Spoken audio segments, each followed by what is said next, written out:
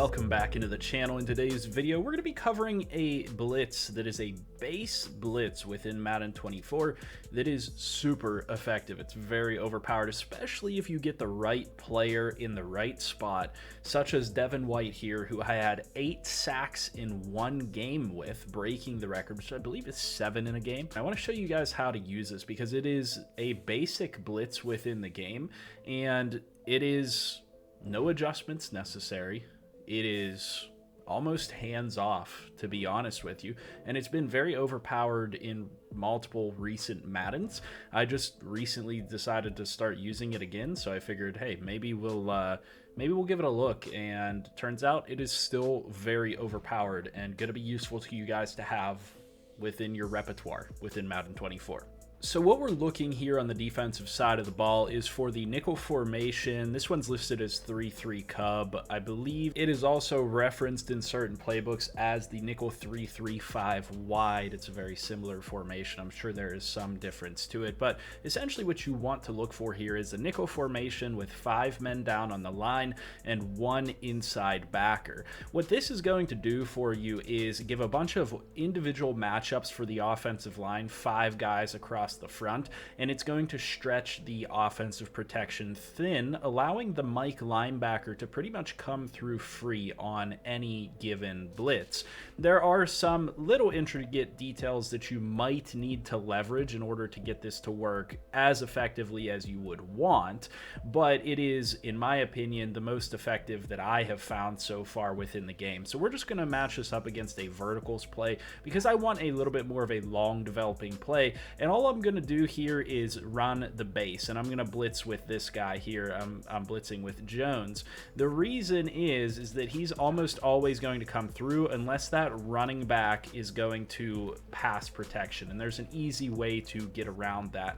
You can very often get a free blitzer here with this middle linebacker if that guy specifically, that running back, is going out on a pass play. Because again, if we take a look at this, if the running back for some reason does not protect, which is actually a lot of passing plays within this game, you have one-on-one matchups taking up every blocker on the offensive line, allowing that middle linebacker a free shot through one of those A gaps. So what you can do to just simply solve that issue is bring down the guy that's in man on the running back and blitz him ahead of that middle linebacker. That's going to take up that assignment for the running back, and it's going to allow your middle backer to come through free.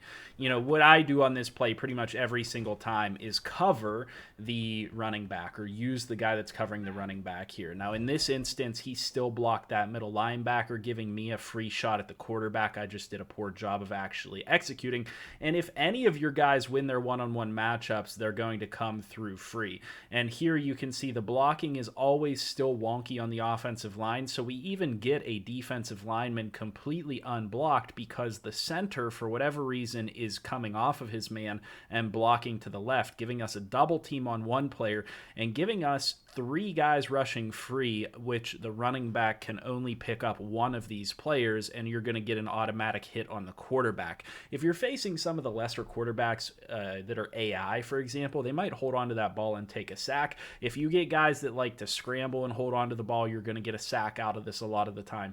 And this is exactly what it should look like most of the time. And like I said, there's really no adjustments necessary here. If you really want, if you have good corners, you can kind of press up. You can maybe bring the other safety up closer so that they don't have a target to throw to. But again, just the base blitz here is effective at getting pressure, especially against a lot of CPU quarterbacks, and it is also very effective against users. So the Mike Blitz 0 is by far, in my opinion, kind of the go-to play if you want to be successful within Madden 24. It's going to give you kind of the best results most of the time. And again, this is going to be easily taken up by the players that you have potentially covering these players, and you can get those free blitzers on the quarterback, that free pressure that's going to either force the ball out of their hand quickly, or it's going to force a sack just like you saw right there.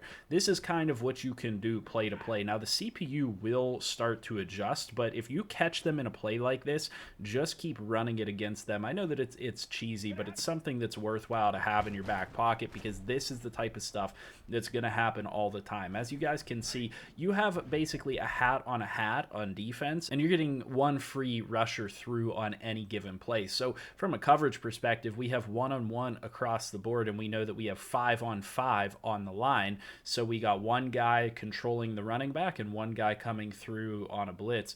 Either way, it kind of breaks the offensive line's blocking, and I don't know why they haven't fixed this one, because this is one of those kind of glitchy blitzes that really requires no adjustments whatsoever. Maybe it's because man coverage has not been the best in previous years, so they didn't feel like this was as effective, but this is one of the best ways to defeat AI offenses on any difficulty.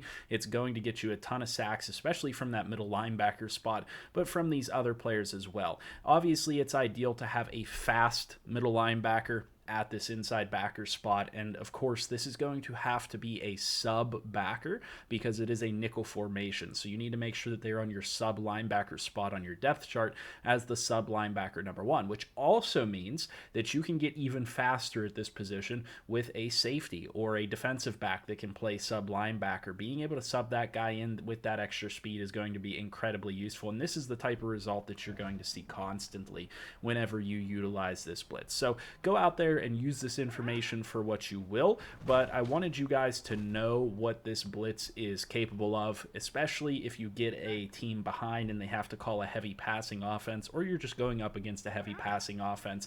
This can help to defeat it. Like you see there, I don't even have to blitz against that running back sometimes in order to get the pressure through. All it takes is one player to break their assignment, and this is why I like a 5-man front a lot of the time in Madden, because you get those one-on-one assignments, and it's really difficult for all of those players to hold up and for the blocking assignments to track everybody. Oftentimes the offensive line's blocking assignments break, and it causes things like this where you can just get constant pressure play after play. So go out there and find that nickel 3-3-5 wide, or whatever it was called in this playbook. Either way, you know what it looks like now, and find that Mike 0 blitz, and that is going to be a go-to staple on any defense. Even against users, if you mix this in occasionally, it is easy to recognize what they're sending your way, but it is something that you should mix in to force the offense to have to adjust. Because if I'm going up against this and I see this coming on the defensive side of the ball, I know I have to get the ball out quick, which forces my decision making in a certain direction, which is problematic for the offense. You don't want to be in a position where your hand is forced. You want to have options, and this defense forces some of those options to go away. So if this video was helpful, if this play is helpful, if you're going to increase the usage of this play in your defensive repertoire, let me know down in the comment section. Leave a like, comment, and subscribe. As always, I'll see you guys in the next video, and I hope you have a good one.